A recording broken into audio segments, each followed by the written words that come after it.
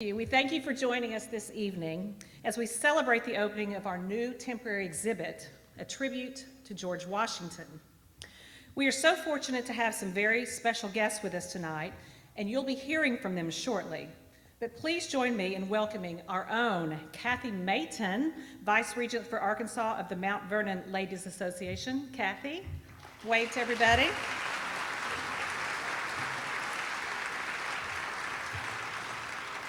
Ann Bookout, Regent of the Mount Vernon Ladies Association. Welcome, Ann.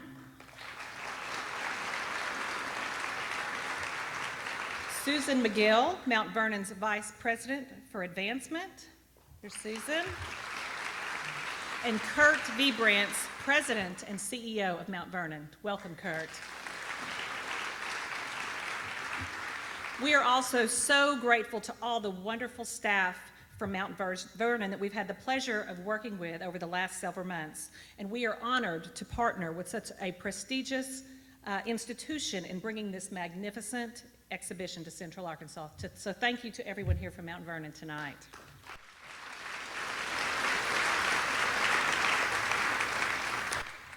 Now, you may have noticed that our other special guest, Pulitzer Prize-winning author Joseph Ellis, is unfortunately not here with us. We received word just a few hours ago that his flight had been delayed out of Connecticut for weather complications, and unfortunately he is not able to get to Little Rock this evening, and he is clearly very disappointed and wanted to express his sincere apologies. However, we are very fortunate to have Kurt here with us from Mount Vernon, and he will be able to offer his expertise and insight on the acts of Congress in Mount Vernon. He will also be taking questions. And for those of you who have purchased ahead of time Mr. Ellis's books from the Clinton Museum store, and those who would like to still purchase books following the program, we will arrange for Mr. Ellis to sign them for you and then get them back to you. I'd also like to recognize now the Governor and First Lady of Arkansas, Mike and Ginger Beebe. Welcome to you. We're also extremely pleased to have with us former Governor Jim Guy Tucker and Betty Tucker. Thank you for being with us. A very important person here, my boss, the chair and CEO of the Clinton Foundation, Mr. Bruce Lindsay. My friend, the director of the Clinton Library, Terry Garner. And thanks, Terry, to all your staff who've worked so hard on putting this exhibit together. We're very grateful to all the National Archives staff. And Rod Bigelow, the executive director of Crystal Bridges Museum of American Art. Where's Rod? There.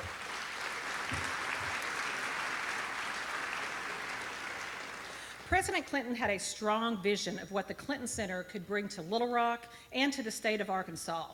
And along the way, others suggested to him that if we located the Clinton Center somewhere else, it'd be a lot easier to raise the funds for construction.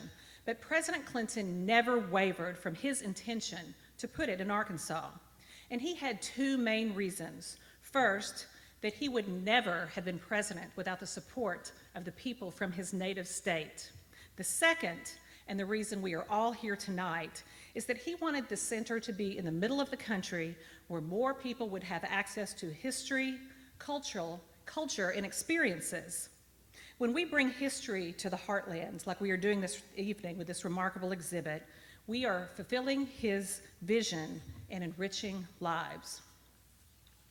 We are thrilled to welcome A Tribute to George Washington to the Clinton Center, and just in time for Independence Day.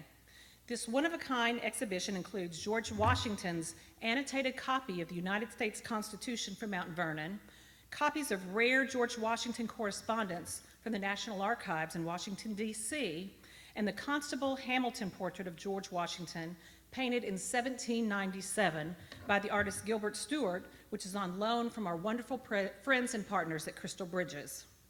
Crystal Bridges is our state's newest treasure.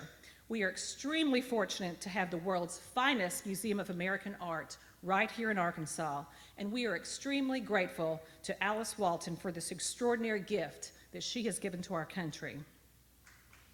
Thank you.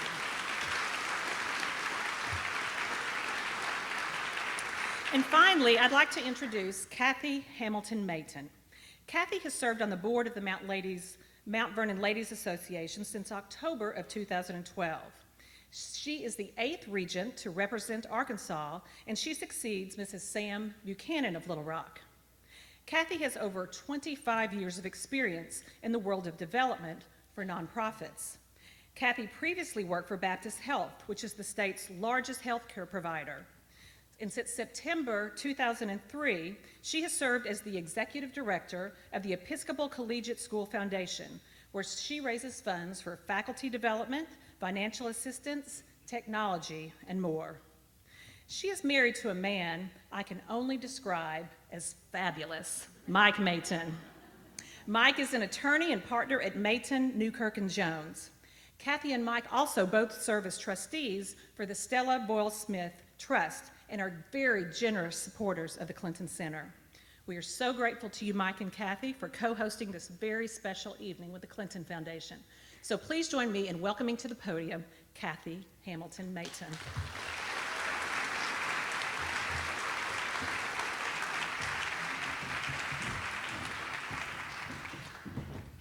Good evening. Thank you very much, Stephanie, for those kind comments, and thank you for your partnership in hosting this event tonight. It is such an honor to be here for this very special occasion.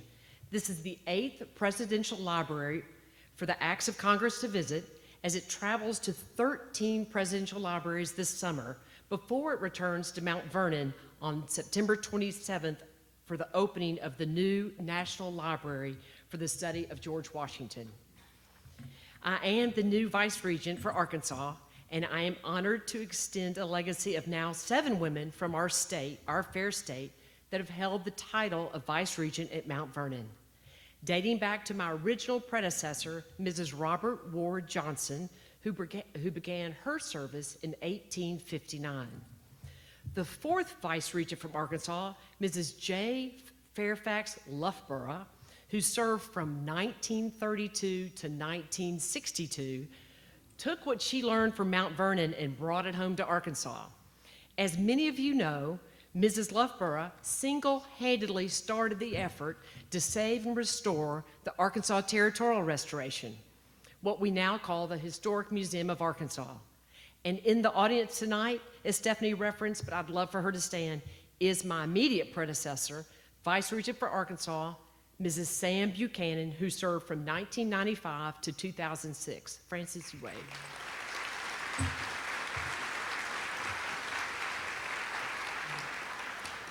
Trust me, Frances is a hard act to follow. She was very involved in the investment committee at Mount Vernon as well as the viewshed. And to say viewshed, that means that we still have the pristine view that George Washington had when he was there, due to the people before me that have kept it like that. Many of you are aware of the ties which began in 1859 between the state of Arkansas and the historic home of George Washington. Mount Vernon serves as a remarkable example of how one person, one lady, if you will, made a difference.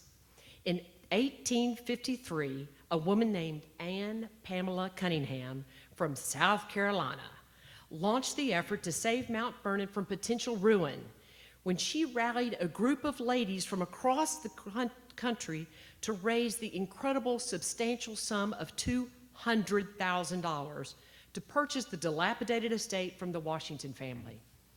Her well-publicized quote, "If the men of America will not save the beloved home of George Washington, the women of America certainly will."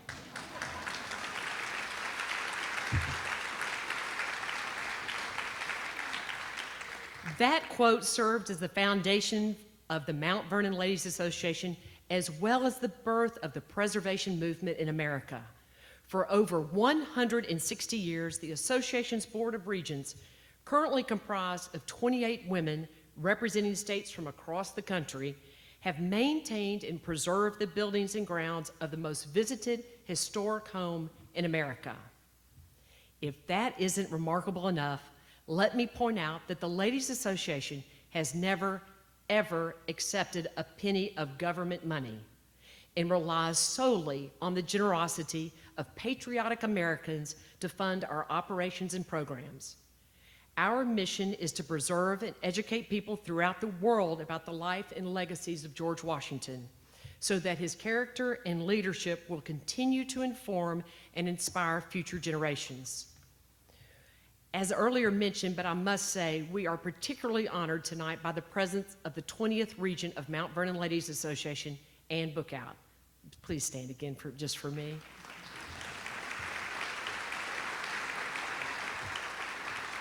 No storm would keep Ann Bookout from attending tonight, but Ann and her wonderful husband, John, have traveled to be with us tonight from Houston, Texas. So please, as you have, I appreciate you giving her the warm welcome that you did. Again, Susan McGill, we appreciate you. Danielle Shalom, who is the coordinator of educational outreach and leadership, we appreciate your efforts. There was a wonderful, darling young lady yesterday named Michelle Lee who travels with the Act of Congress. And you'll love to know this, that her dedication runs strong because she almost thought she was going to sleep in under the Acts of Congress because we couldn't quite get that alarm system working. But it was smart. The dedication runs deep, Kurt Brands.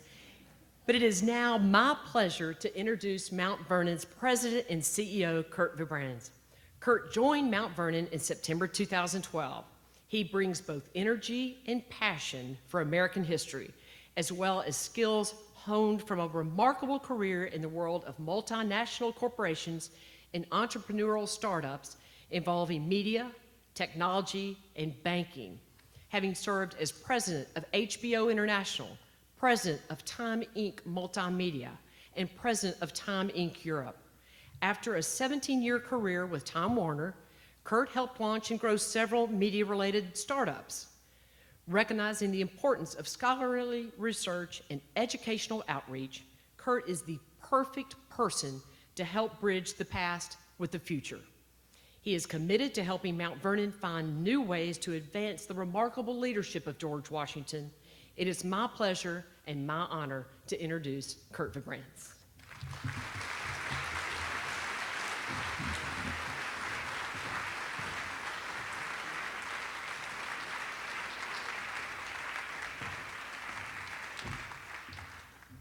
I know you all know this, but I should say it for your benefit, that if you're going to visit Little Rock, you want to draft in behind Kathy Mayton. I feel, Kathy, just in the 3 hours we've been here and meeting all these folks, just grateful to be here. Before we talk about the founding era and revolutionary history, I'd like to move to a seminal moment in the 1940s and 50s. And I'm not sure if any of you know the name of Ellsworth Babe Dahlgren. Ring a bell, anybody? He's the fellow that replaced Lou Gehrig at first base for the New York Yankees. So coming into the lineup tonight to replace Joe Ellis, I know how Babe Dahlgren felt. Joe is not here tonight. I'm often asked about if you wanted to read one book about Mount Vernon, what's that book? And I would say it is his book, His Excellency. And Joe in that book talks about the fact that he actually grew up in Alexandria, Virginia. And he talks about the President's Day, then the Washington's Birthday Parade. And he talks about George Washington as being, to a lot of Americans, the man on the moon, the guy on the dollar bill. And his point in that book, if you read it, and it's a quick read, but it's laden with lots of information about Washington, is that you really need to sort of unpack the man and to see him as a human being, to appreciate the role he played in the founding of the Republic. And so what I wanted to do this evening is maybe talk to you a little bit about that. We start out by saying that also, as Kathy pointed out, there are really two stories at Mount Vernon. The one is the one of the president and the father of our country, the plantation owner, and there is the other about the Mount Vernon ladies. And I was blessed in September of last year to be named the head of Mount Vernon. And in truth, in my corporate career, I never had a woman boss, but now I have 29. And I will tell you that that story of the rescue of Mount Vernon is really an amazing story.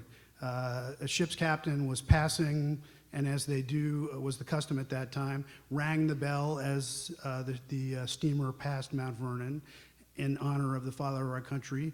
And this Anne Pamela Cunningham's mother looked up on the promontory, and literally there were ship's masts holding up the porch of the mansion, and the windows were boarded up. And she said, "This can't be." And then over a period of 6 or 7 years, she mounted a grassroots campaign to raise $200,000 to buy this home from John Augustine Washington, who was the great-grandnephew of George Washington. And I think any of us in the room can sort of try to rewind to that moment to think about this woman, as Kathy said, who was zealous in this mission, trying over this period of time to persuade John Augustine Washington to sell her the home and to take a note. So I'm not going to give you the cash, but I'll give you a little bit at a time, and then ultimately I will own the home. And she enlisted the help of Edward Everett, who many would know as the person who preceded Abraham Lincoln at Gettysburg, and he actually himself gave so many lectures that he raised $67,000. So it really is an amazing story, and I say this sincerely. Most men in America would say, I wouldn't work for 29 women for all the tea in China, but I find the story incredible. These women are totally dedicated to this mission, and it's an amazing enterprise, and so I extend to all of you, please, if you come to Mount Vernon, let me know. We'd like to show you the place and to show you what's going on there. So I'm really grateful to the ladies. Now, I want to just focus my remarks this evening on this remarkable document, which you'll see in a few minutes, the Acts of Congress, which you will have had the opportunity to see. We're delighted to be here. We're delighted to have the Clinton Library to welcome us and all of you in Little Rock. And it's really, I think, for all of you, the opportunity to see a very historic document. There are many historic documents at the founding of our country. There's, of course, the Declaration and the Constitution. But if you really look at the provenance of this document as a record of sort of the breakneck pace of the first session of Congress and what happened, it's really an amazing story, which I'd like to share a little bit with you about this evening. There was a map produced coincident with the signing of the Treaty of Paris in 1783, which clearly shows the original 13 colonies. The story, however, is a bit more complicated than that, because when 6 years later Washington set out to visit the northern domain of these new United States, there were actually only 11 states. He skipped Rhode Island completely, as it, like North Carolina, had failed to ratify the Constitution. The first presidential election took place in late 1788, extending into early 1789, and that first election was administered in only 10 states, because again, neither Rhode Island or Georgia were participating, and New York couldn't get their act together to choose their electors in a timely fashion.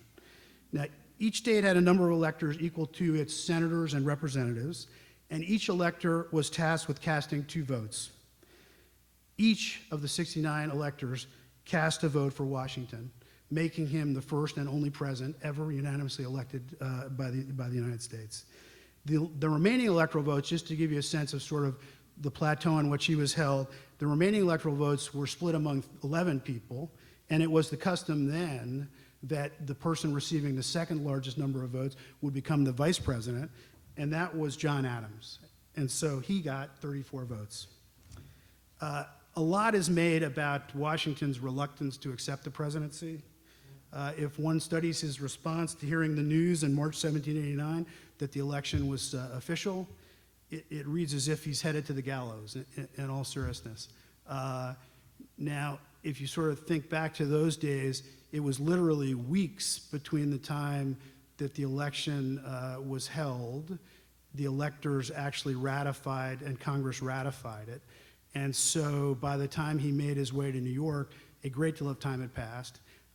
We're certain that he was nervous that even in that interregnum, that things would be very difficult to hold together in this fledgling colony.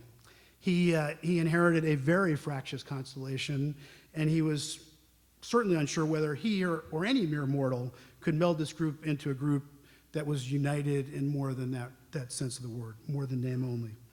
But he was logical, and in fact probably the only choice for the presidency. Joe Ellis calls him, alternatively, the primus inter pares, or the indispensable man. And that first election was really a race only for the vice presidency. So certain were all that Washington would hold that office. And nearly 6 years later, nearly 6 years earlier, on December 4th, 1783, Washington had traveled to Annapolis to resign his command, having made peace between the civil and the military powers of our new country. It was an emotional moment as he bade farewell to his officers. His actual resignation took place several weeks later, on December 23rd, when he formally handed back to the fledgling Congress his commission as Commander-in-Chief of the Army, which they had given to him in June 1775. And he said at that time, "I will never hold public office again." And he had his horse waiting by the door, and he took the road to Mount Vernon the next day. He arrived home in his beloved estate at Mount Vernon on Christmas Eve. Those who knew Washington weren't actually surprised. Those who didn't were astonished by this singular act of relinquishing power. It was a rare moment in history, as no one else has ever done this. In London, in fact, George III questioned the American-born painter Benjamin West what Washington do now that the war was over. "Oh," said West, "they'll say he'll return to his farm." To which the king replied, "If he does that, he will be the greatest man in the world." Washington, on the other hand, did ultimately choose to return to public service and to accept the role as president. Before that, as you know, he presided over the Constitutional Convention.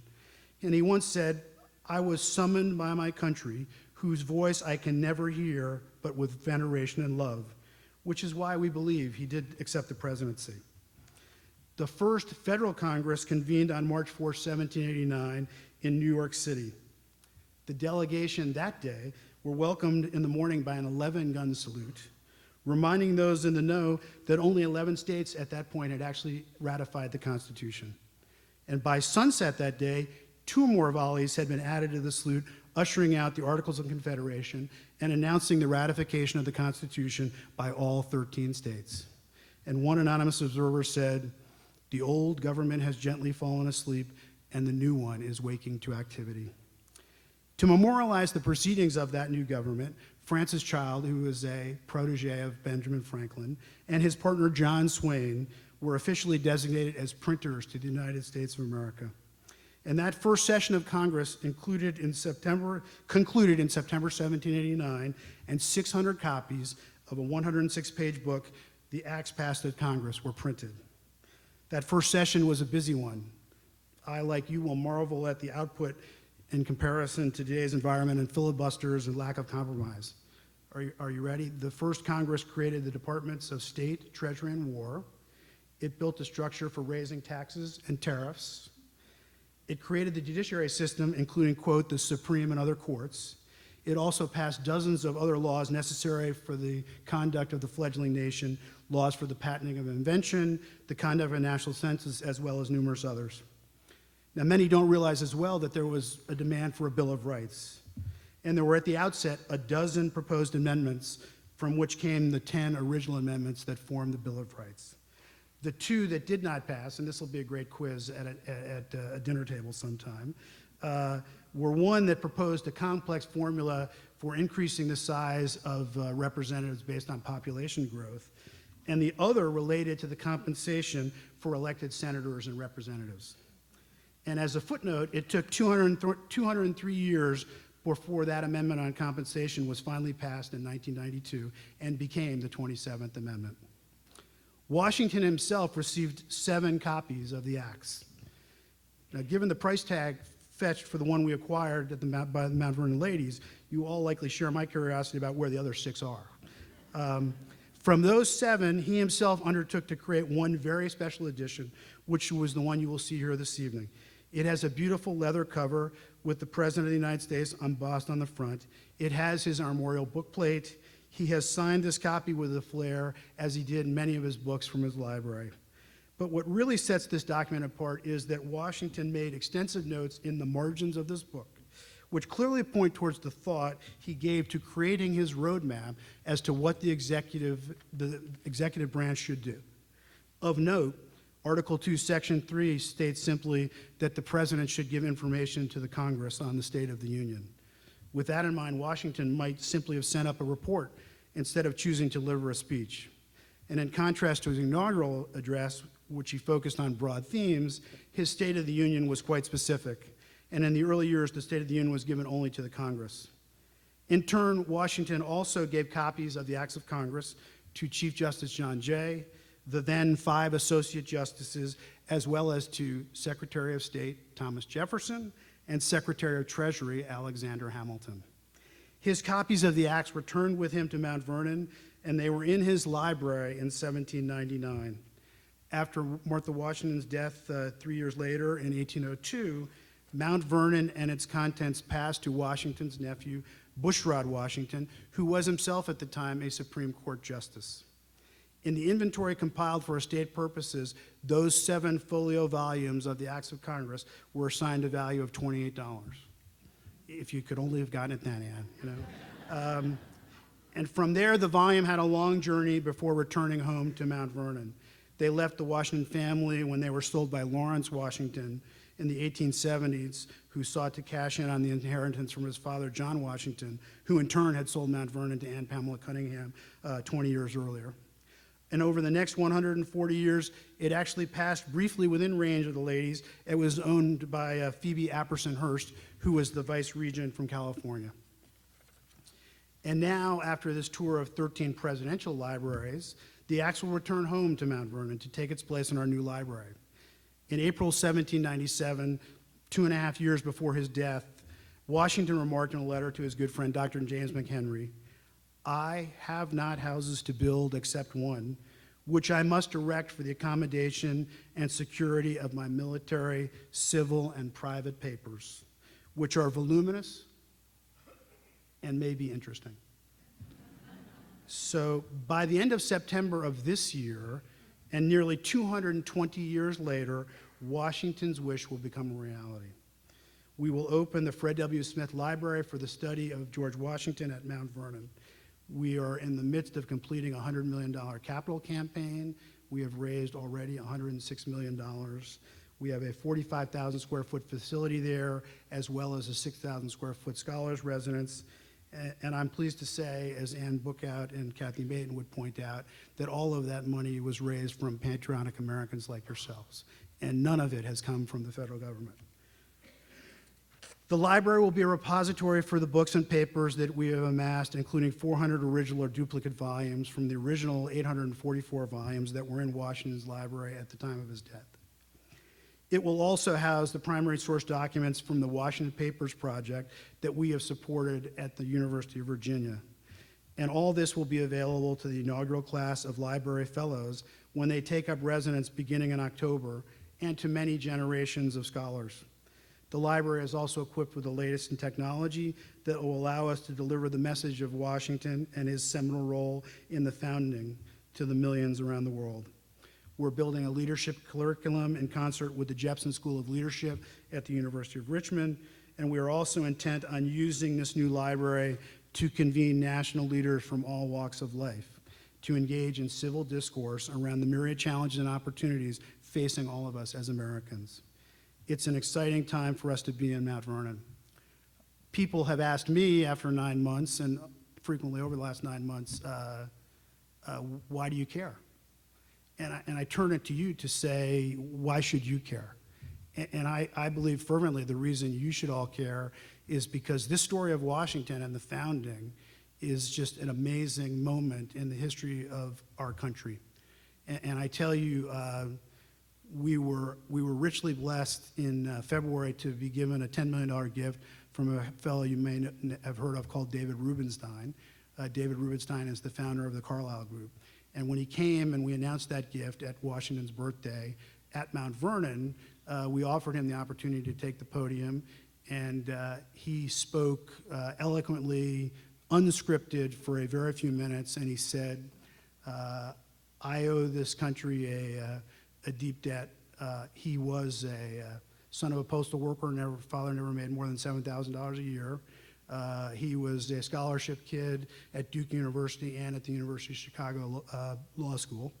He said, I recall coming here when I was 8 years old and bringing my son and daughter here when they were that age. He said, and we can open this up during the Q&A, he said, We could argue until the cows come home about whether Abraham Lincoln or George Washington were the most important American president.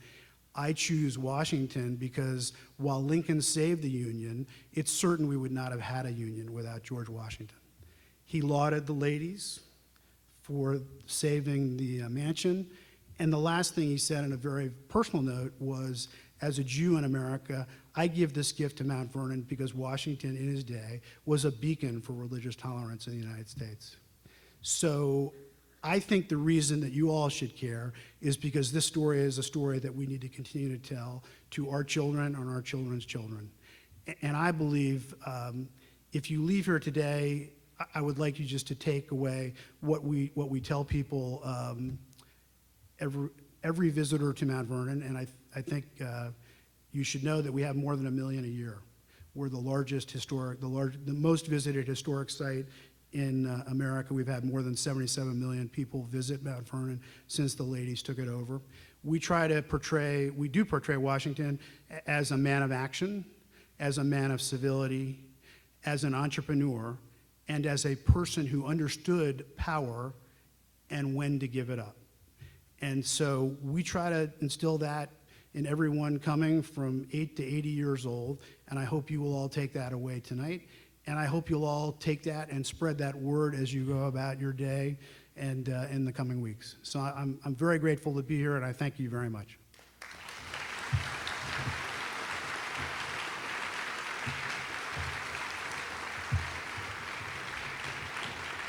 Thank you so much, Kurt.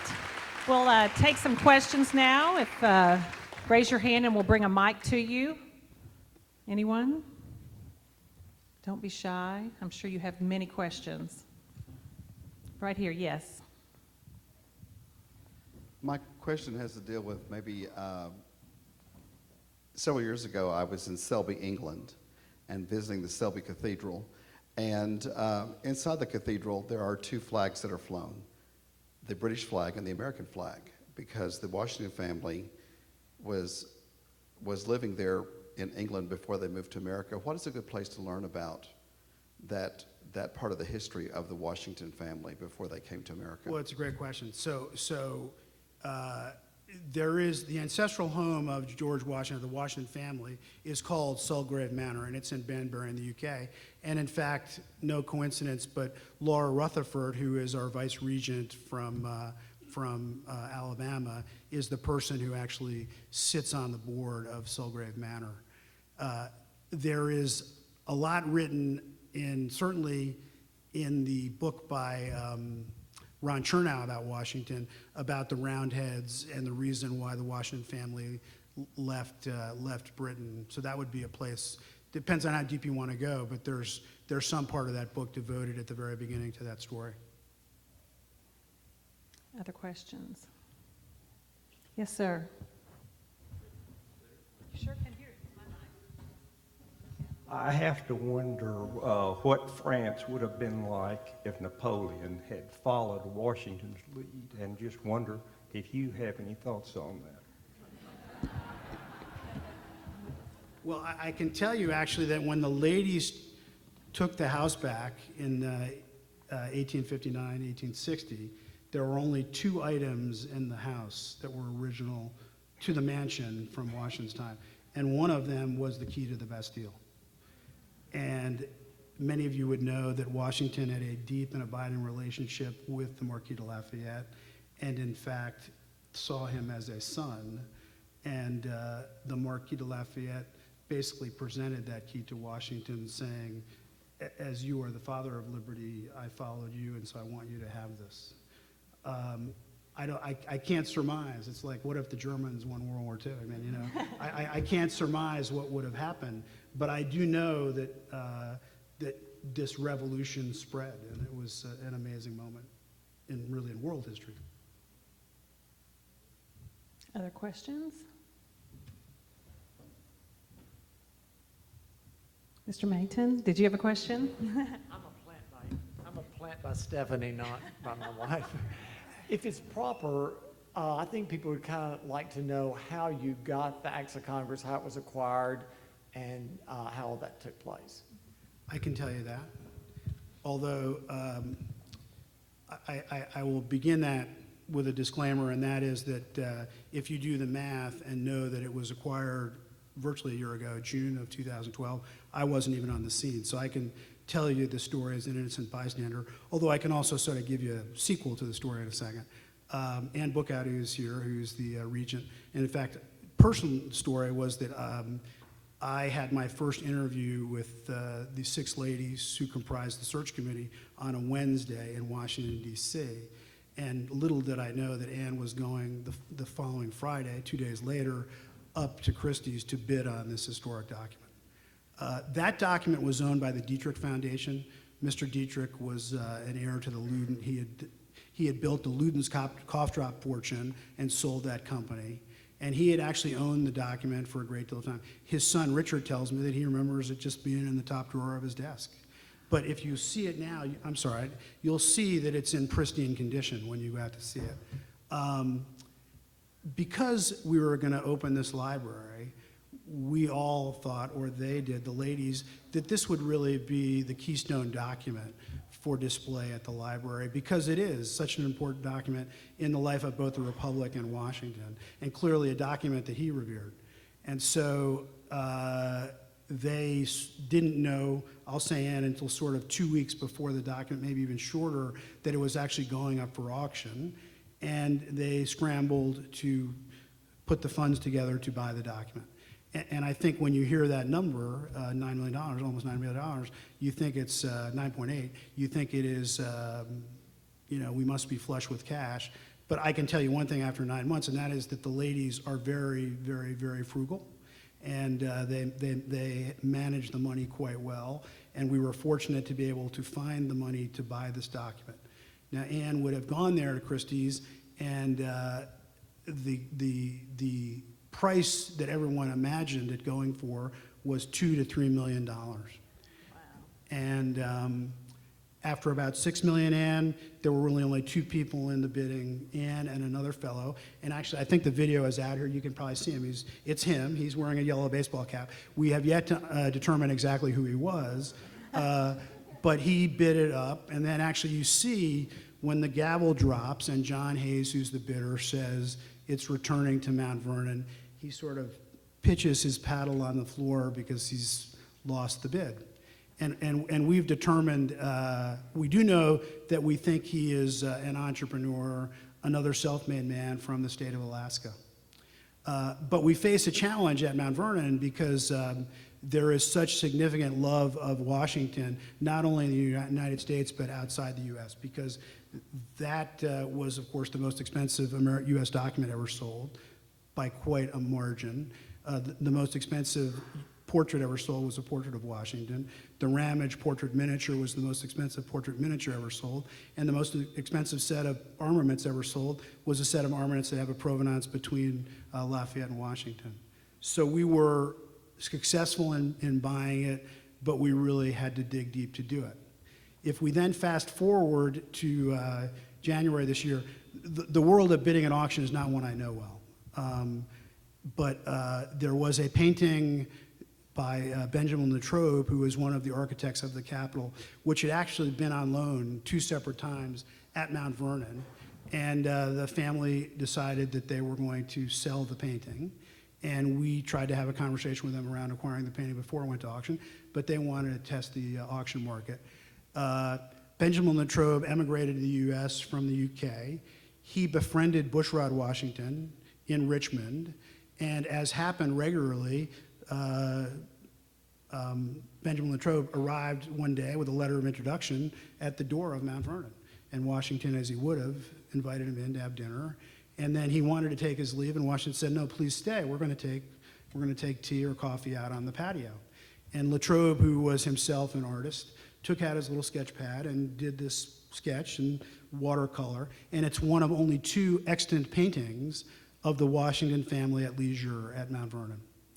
And the reason is quite simple. One is that whenever he was at Mount Vernon, he was working, morning, noon, and night. And the second is, in the service of his country, he spent years and years and years away from that place he loved.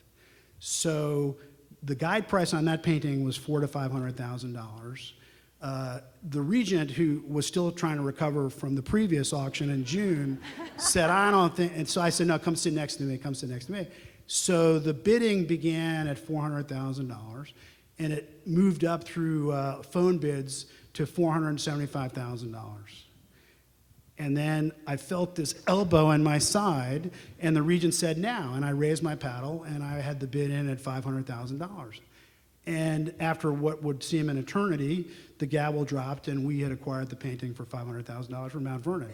Now, I tell you that story because the really amazing thing was, because I had only been in this job for 5 months, no one knew who I was. But when the word spread through the room at Sotheby's that, I was the head of Mount Vernon, people I didn't even know were coming up to me and saying, this is so great that this painting is going back to Mount Vernon. And it has provenance all the way back to Washington. So I also would tell you, because I'm in football country, that, Lou Holtz, whose name you all know, would say, you don't dance in the end zone because you want people to think you were there before. So I raised the paddle, the gavel dropped, and I went, and so I didn't yell, but I did leap up. And so that was a great moment.